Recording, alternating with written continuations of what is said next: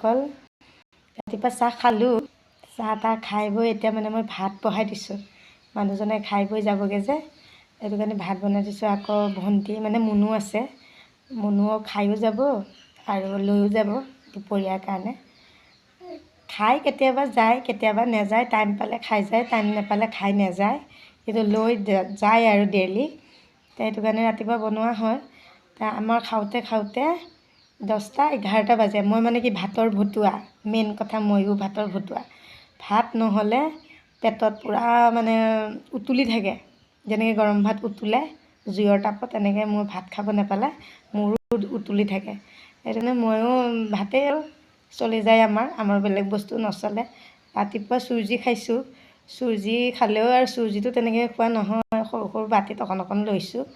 এতিয়া অকণমান পিছতে পেটে মানে আৰু কেও কওঁ কৰিবই এতিয়া। সেইকাৰণে ভাত বহাই দিছোঁ, যেতিয়াই ভোক লাগিব তেতিয়াই দবাই দিম। আহোঁ দেই এতিয়া, বাই বাই।